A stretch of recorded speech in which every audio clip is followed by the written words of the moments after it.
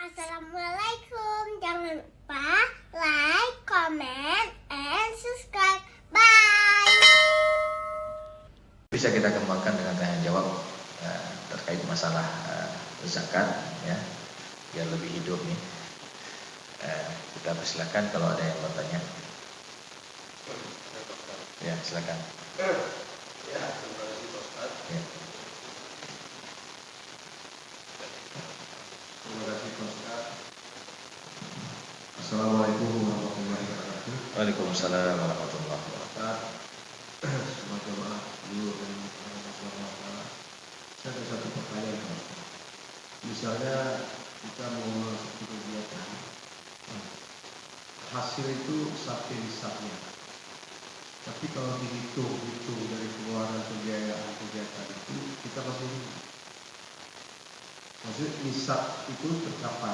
Katakanlah tadi kita kalau masalah dapat 6 juta itu sudah dapat. Tapi waktu kita hitung dari bulan pertama sampai terakhir panen, kalau kita tulis itu tidak dapat utuh, kita malah dulu. Dan bagaimana kita hitung zakatnya? Yang kedua, misalnya kita ada harta tidak juga, ada tanah, ada rumah, tapi kita nggak ada penghasilan apapun. Kalau bisa kita bayar pajak dari nisab yang ada itu, kita jual harta itu kalau bisa kita bayar. Bagaimana hukum nisab pajak itu? Terima kasih Bapak. Waalaikumsalam warahmatullahi wabarakatuh. Kita jawab dulu. Baik. Jadi mengenai cara mengeluarkan zakat, ya. Memang dalam hal ini pengeluaran zakat ada dua pendapat. Ada yang pertama mengatakan dikeluarkan dari penghasilan kotor, ya, pendapatan kotor. Jadi misalkan dari tadi ada penghasilan ataupun sawah tadi truk 6 bunjar, ya, sudah sampai nisabnya.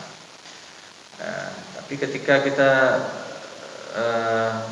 hitung-hitung kewajiban ataupun untuk biaya operasional dan sebagainya, mungkin nggak sampai nisab. Ya. Maka pendapat yang pertama tadi mengatakan dihitung daripada pendapatan kotor. Jadi kalau sudah mencapai nisab, ya, itu tetap wajib dikeluarkan. Nah, tapi ada pendapat kedua yang mengatakan, ya, harus dikurangi dengan ya, biaya bukan modal, ya operasional lah, kewajiban. Contoh misalkan kita bayar gaji pegawai misalkan, ataupun untuk ada uang minyak traktor misalkan, ya, dan lain sebagainya. Nah, yang jelas dua pendapat ini ada dalilnya, ya. Tapi kalau kita ingin ambil yang selamat, ya, kita keluarkan dari pendapatan kotor. Di sisi lain, karena dikhawatirkan kalau kita kurang kewajiban, kadang-kadang nanti banyak kewajiban yang bukan lagi kewajiban, ya.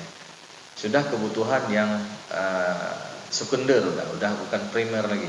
Contoh kan, ketika ada seseorang ada penghasilan, ya, zakat profesi, ya, dia punya penghasilan, tapi secara nisab ketika dihitung selama setahun itu sudah melebihi nisab, ya. Ada katakanlah penghasilan satu bulan ada 300-an juta, ya. Itu kalau dikalkulasikan dari bulan per bulan dikali setahun 12 bulan. Kemudian ketika dihitung kewajibannya, ya mungkin dia ketika sudah ada mobil, dia ambil mobil satu lagi. Jadi ini kan sudah bukan lagi kebutuhan pokoknya, sudah sekundernya. Jadi dikhawatirkan tadi pendapat yang kedua tadi orang akan menghitung seperti itu sehingga akhirnya dia nggak kena zakat, ya. Tuh kayak belum rumah baru, ya, beli ini beli itu, ya. Sehingga ada saja celah dia nggak keluarin zakat. Maka kalau pendapat yang lebih aslam dan yang lebih selamat tadi adalah ketika dihitung daripada pendapatan kotor. Tapi tanpa kita menyampingkan juga bahwasanya pendapat yang kedua tadi ada kewajiban-kewajiban yang harus diselesaikan, ya, berkaitan dengan operasional dan sebagainya. Baik. Kemudian yang kedua tadi berkaitan dengan harta tidak bergerak. Nah, seperti tanah misalkan, ya, ataupun rumah, ya, yang memang niat kita dari awal bukan untuk kita investasikan. Kadang ada sekarang gini, ada orang yang sekarang mainnya investasi tanah, ya, jual beli tanah. Dia beli misalkan awal tahun dengan prediksi nanti awal tahun depan harga sudah naik, ya. Maka kalau ini dia memang dia main investasi, itu wajib kena zakat, ya, ada jual belinya. Tapi ketika kita memang tidak ada niat untuk melakukan investasi, ya, maka itu tidak kena zakat, ya. Sama seperti orang rumah kan, orang yang main investasi ataupun dia buat usaha kos-kosan. Kos-kosan ini dia kena zakat, ya. Tetapi ketika dia buat rumah yang mana dia tempati ataupun karena orang tua di kampung, dia beli rumah di Banda Aceh satu untuk anaknya kuliah misalkan, ada tempat tinggal, itu tidak kena zakat, ya.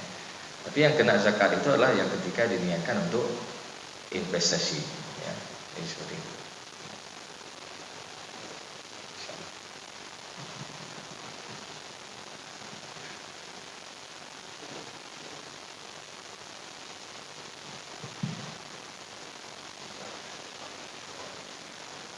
Terima kasih Ustaz. Ya. Tentang apa baca Ustaz zakat harta tadi mungkin hampir terjawab juga tentang penghasilan, ya. Mungkin seperti instansi ada nilai zakat yang dibayarkan 2,5% misalnya, ya. Namun juga ada menuai kontroversi untuk nilai apakah sudah mencapai nisabnya atau tidak, kira-kira itu Ustaz. Yang menjadi pertanyaan kami ini, bagaimana pandangan Ustaz terhadap hal ini? Contoh misalnya ada instansi ada gaji 15 juta dengan pajak 2,5 begitu bulan pajak turun, kira-kira seperti itu Ustaz. Apakah itu sudah memenuhi unsur norma-norma dan aturan syariah yang berlaku, kira-kira? Terima kasih. Baik.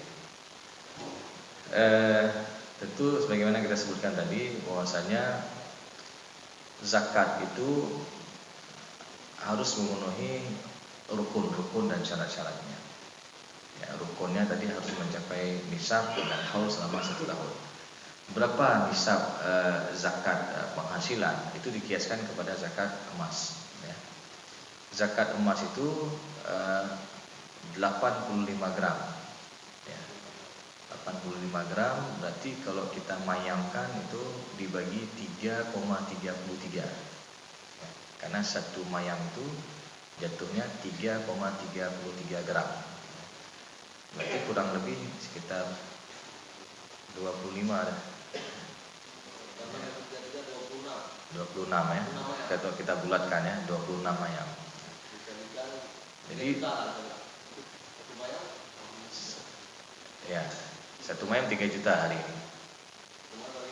Ya. 26 mayam. Kali 3. Ya. Ya. 78 juta. Ya, 85 gram. Kalau 1 juta. Ya. 85 bagi 3. Enggak usah bagi lagi. Ya, gini aja. Kita hitung harga, nggak usah kita ini ke mayam, misalkan lebih mudahnya harga per gram berapa hari ini. Nah, harga per gram misalkan hari ini 1 juta. Berarti kali 85. Berarti 85 juta. Jadi kalau kita ada penghasilan selama setahun itu 85 juta ke atas, ya, berarti itu sudah kena wajib zakat.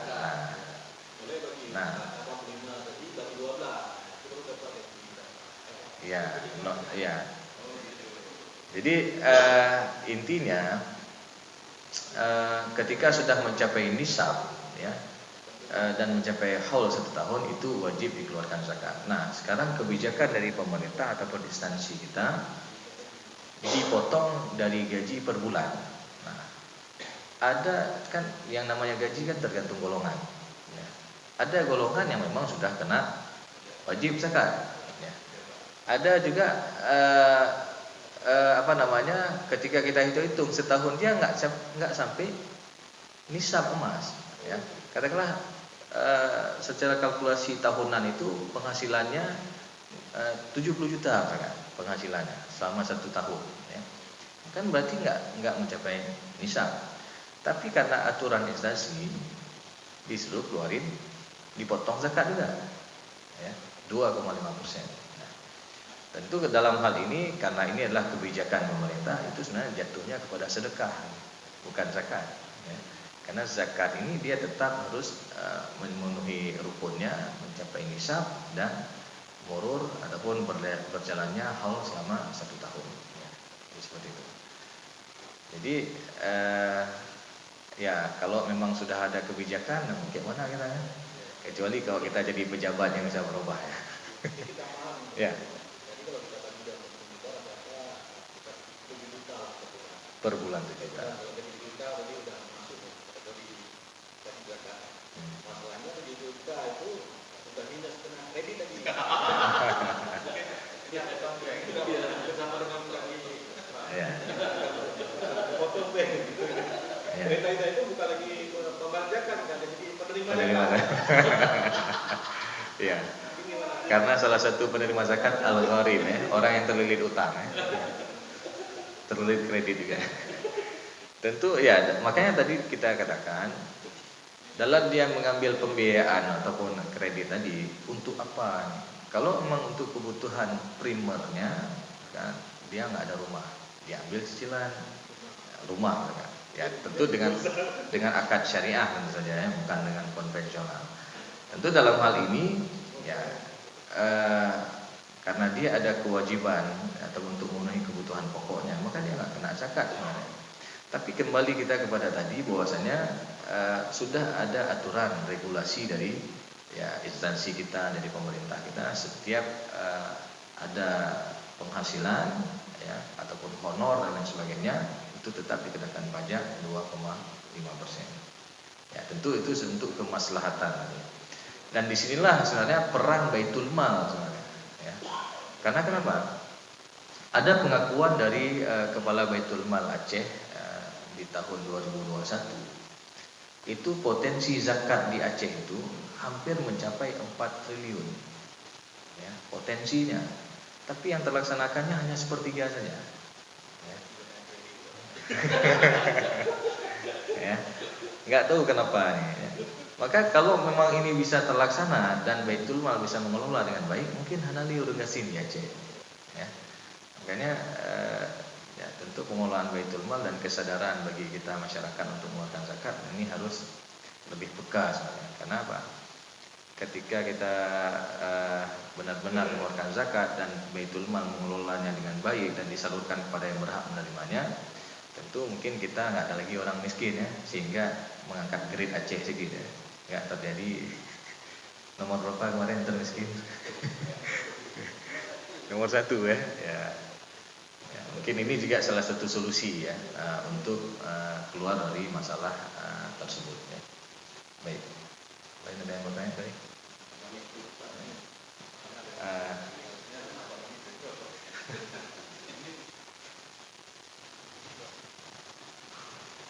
Assalamualaikum.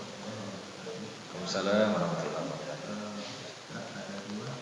Yang pertama ini penghasilan itu saya dengar kalau misalnya penghasilan itu kalau nggak dikur emas 32 itu mencapai apa jumlahnya, jadi tidak wajib terhadap apa. Terus yang kedua itu ada orang menghilangkan zakat, artinya sudah sampai zakat misalnya 30, kalau emas 32, jadi 32 haulnya sudah sebulan 2 sebenarnya, jadi tidak wajib lagi. Itu kira-kira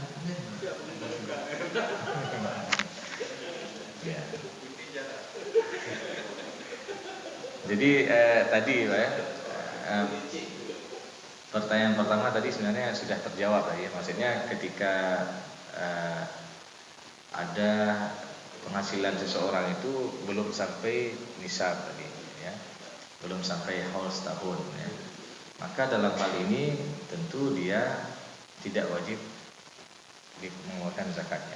Tapi kita kembali kepada aturan tadi, bahwasanya instansi kita mewajibkan seperti itu.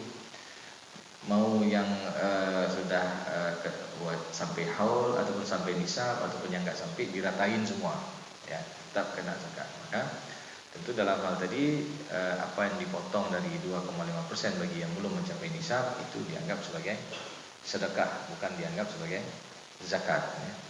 Kemudian yang kedua, ketika ada orang yang memang berniat untuk dicari cara biar nggak kena zakat, contoh peternak. Pada ternak kambing itu, setiap 40 ekor kambing itu wajib dikeluarkan 1 ekor.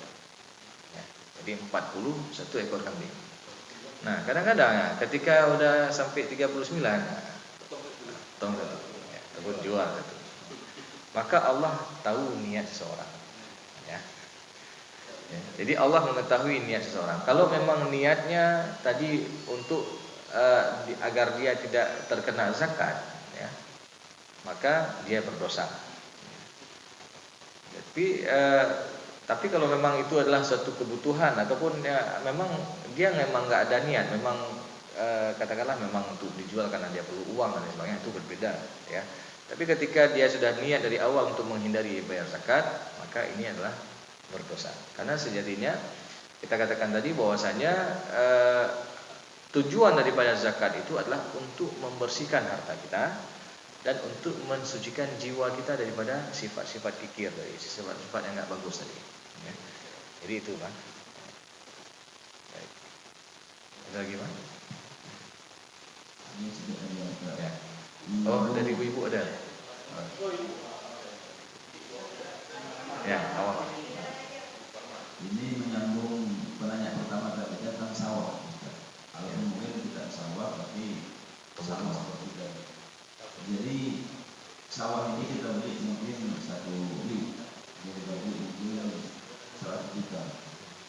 Jadi kalau kita lihat haulnya kan setahun. Dalam setahun ini yang 100 juta itu belum kembali. Nah, ini bagaimana menghitung nisabnya? Ya. Jadi pendapatan kita dalam setahun itu mungkin di atas 20 juta, di atas net lah. Ya. Ini apakah tetap wajib atau tunggu kembali modal dulu baru bisa dihitung?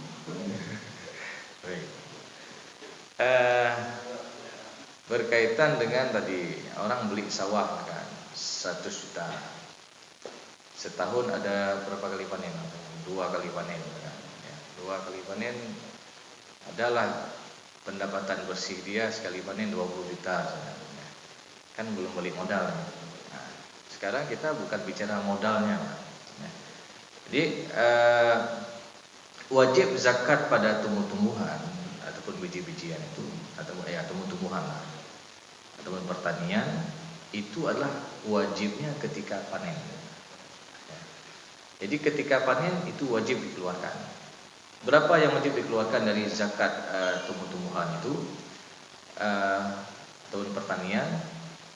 Kalau dia dialiri ataupun dia hanya mengandalkan air hujan saja, ya, maka wajib dia keluarkan 10% dari total panennya tadi. Tapi kalau dia butuh modal, contoh buat irigasi dan sebagainya, ataupun dia harus tarik pengairan dan sebagainya pakai alat dan sebagainya, maka dia hanya mengeluarkannya 5% saja. Ya. Tapi yang mengandalkan tadi air hujan ataupun mata air dan sebagainya, intinya nggak butuh modal dia untuk pengairannya, itu wajib dikeluarkan 10%. Tapi kalau yang butuh modal untuk pengairannya itu 5%.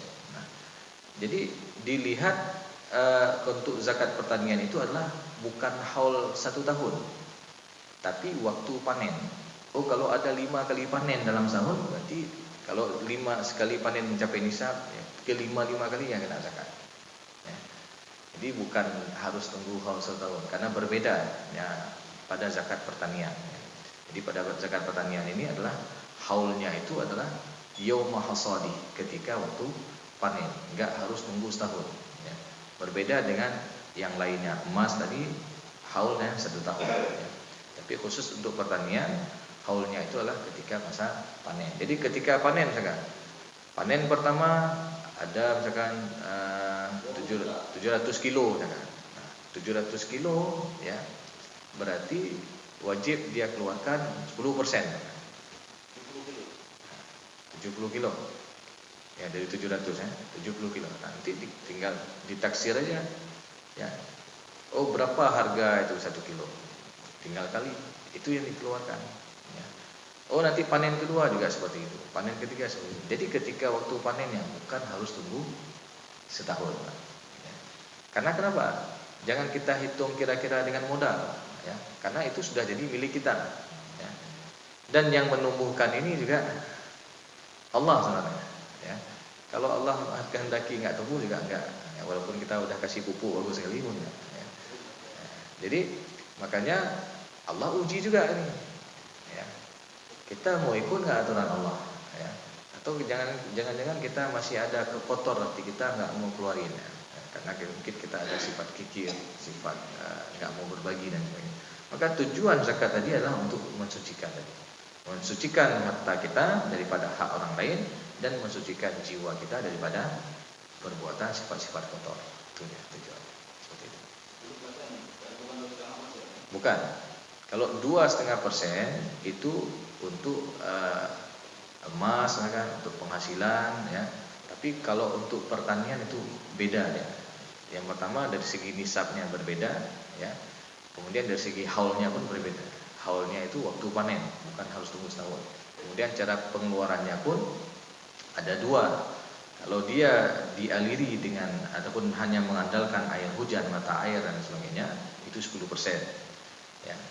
Tapi kalau dia butuh modal untuk pengairan irigasi dan sebagainya, maka itu dikeluarkan 5%. Seperti itu. Ya? Swalayan. Nah. Oke, kalau swalayan itu jatuhnya dari zakat perdagangan. Itu 2,5%. Ya. Tentu rumusnya nanti ya, modal plus keuntungan dikurang dengan piutang baru dikali 2,5%. Dapat nggak ya? Ya. Jadi modal tetap itu. Modal plus keuntungan dikurangi dengan piutang, udah ketemu dia berapa nanti.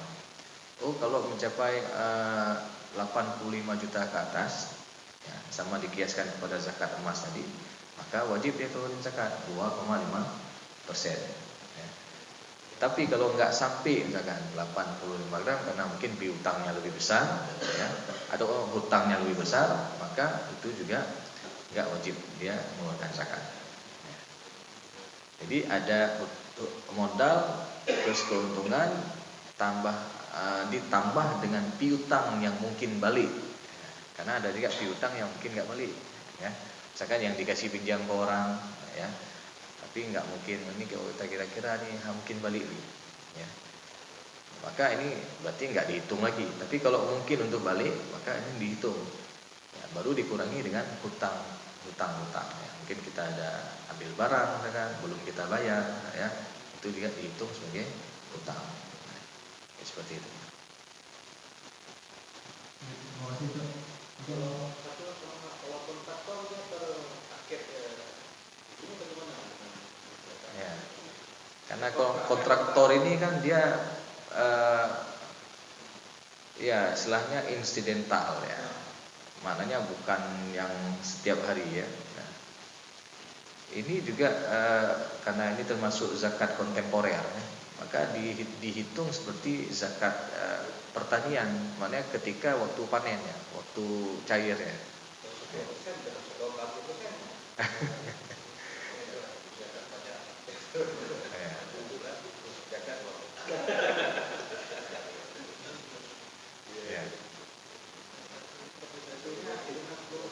2,5. 2,5%. Bukan di nah, 10% maksudnya. Ya. Iya. Tetap keluarinnya 2,5%, tapi dihitungnya adalah ketika dia mendapatkan kontrak.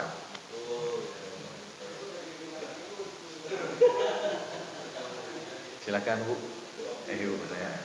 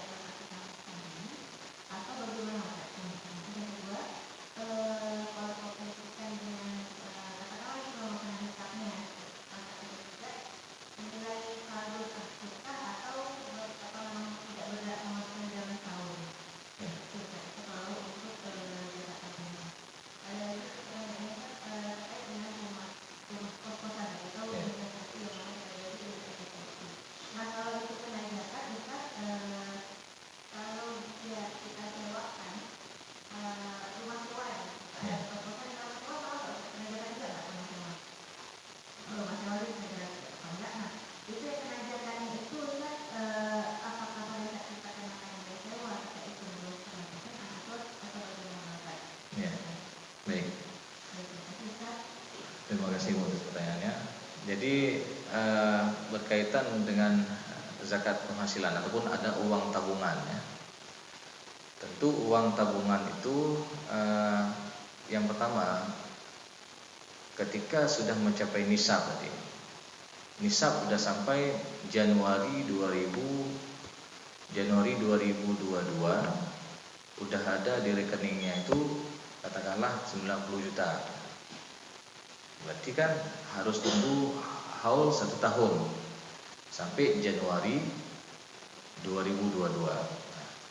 Di antara jarak itu yang mungkin ada dipakai untuk modal ataupun diputar lagi sehingga ada yang bertambah sehingga pas di Januari misalkan 2022 ya itu udah ada di rekeningnya misalkan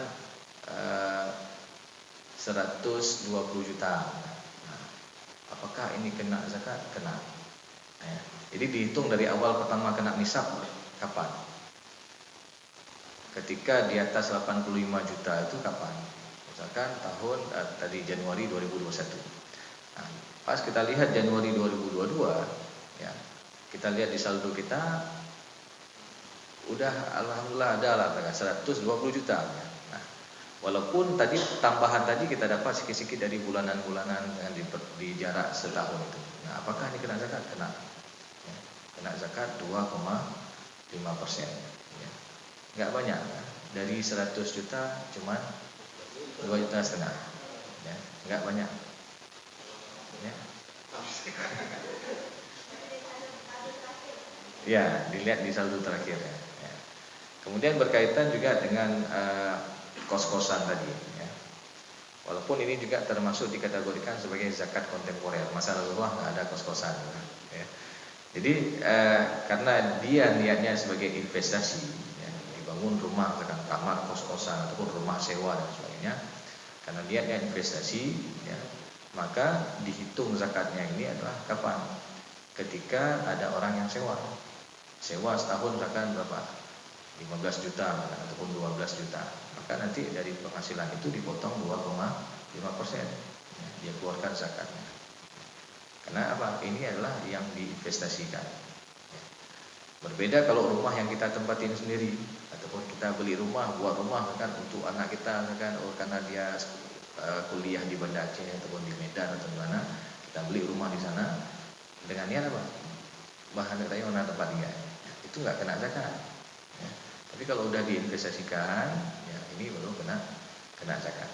Karena berdasarkan definisi secara lughatan tadi, zakat itu adalah an-nama wa ziyadah, sesuatu yang tumbuh dan berkembang.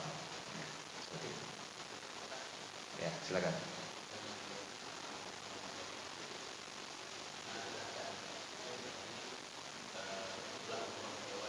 Iya, jumlah orang sekarang. Bukan. Nah.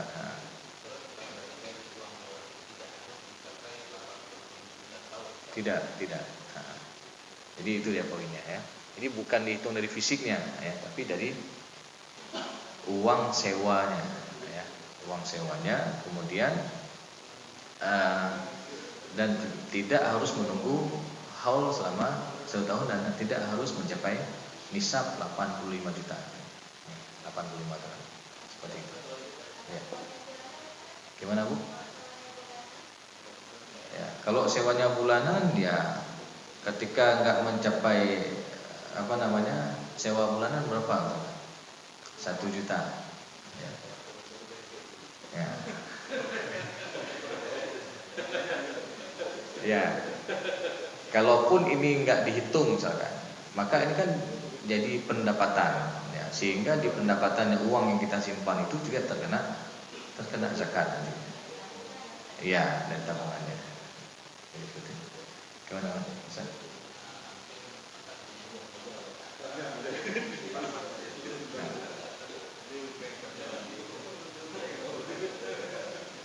Namanya pun yang pertanyaan Pak Parman tadi.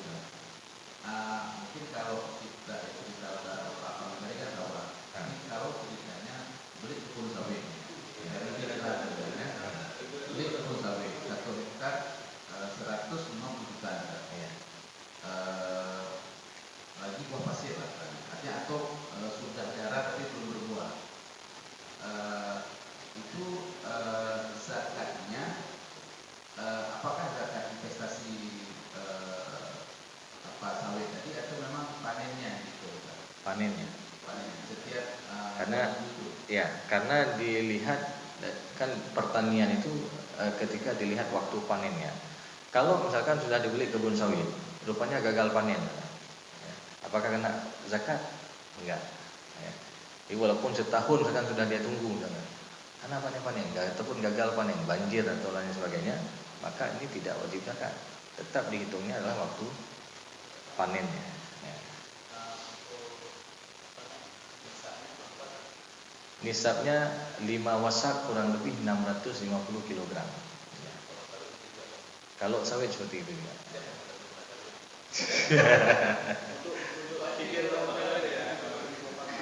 Ya. Tentu itu kalau jadi 650 kg itu ketika sudah bersih ya. Maknanya nanti ada juga hitungan gabah lain lagi. Ya, kalau gabah itu sampai 1.400 sekian kilogram baru dia kena zakat. Jadi ada perbedaannya. Baik. Ya. Bahwa sudah habis pertanyaannya, atau sudah ada satu lagi terakhir? Ada satu jawaban. Ya. Ustaz, kalau kita mengamati nisab zakat mana lebih bagus? Zakat kita keluar sendiri atau zakat kita kasih ke lembaga-lembaga yang disebut oleh lembaga yang masyarakat? Ya. Kalau kita bisa mengetahui benar-benar ini adalah asnaf penerima zakat, ya. Apalagi misalkan orang kampung kita sendiri ataupun tetangga kita sendiri, maka lebih bagus kita berikan langsung, ya. Tapi sekali lagi harus tepat sasaran. Tetapi kalau kita khawatir, nanti ragu kita, kalau kita kasih jangan-jangan dia mungkin di sini dia nampak miskin, di kampung harta banyak, ya. Karena ketika kita khawatir, maka lebih bagus kita kasih ke Baitul Mal ataupun ya ke lembaga yang mengelola zakat, ya. Karena seperti ini ya, lebih bagus itu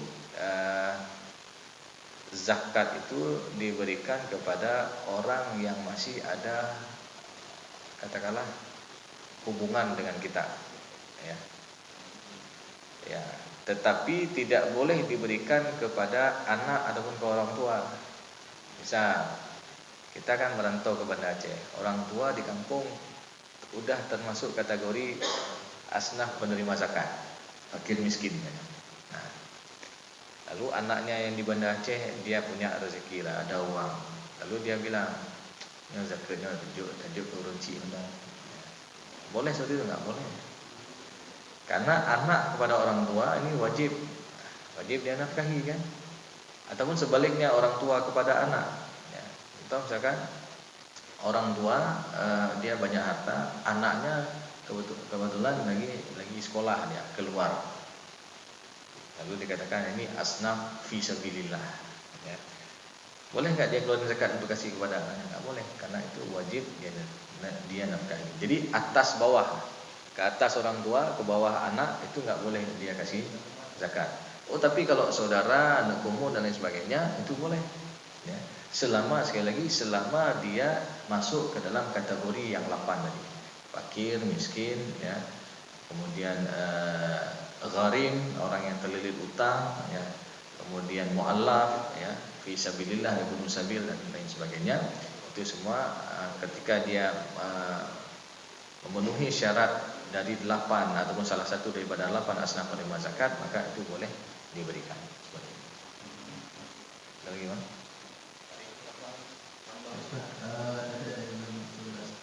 Masalah rumah kontrakan tadi, kalau misalnya kita perkirakan 1 tahun kan 6 juta, kita sebarkan 500, itu 500 itu gimana, kita kali 2,5% nggak?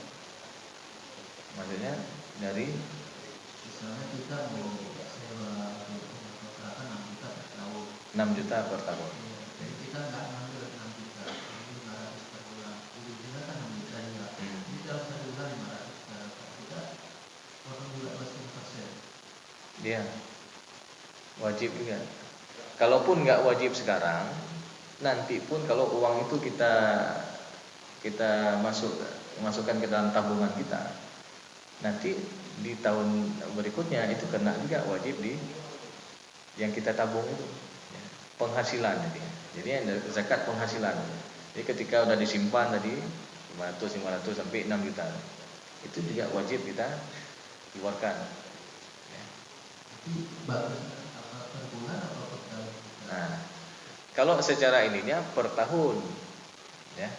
Tapi kalau kita khawatir misalkan per tahun, kadang-kadang orang kita seperti ini kan, kalau per tahun kita lihat jumlahnya besar sedikit kita jadi ya. Kalau kita tablonyo sang kan, ada aja godaan setan ya. Jadi semakin besar godaan setan ya. Tapi kalau kita misalkan kita bayar per bulan aja, boleh juga ya, ini dibolehkan ya.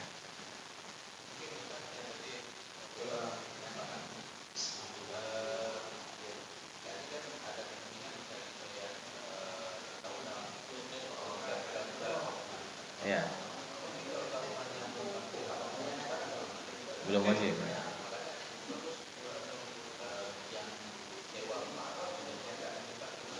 Oh ya, kalau memang belum sampai diwajibkan di awal terus, ya. Jadi di awal karena ini adalah yang kita investasikan dari aset rumah yang kita sewakan. Karena itu berbeda sebenarnya kan. Jadi ada zakat penghasilan, ada zakat yang tabungan yang kita simpan, ya.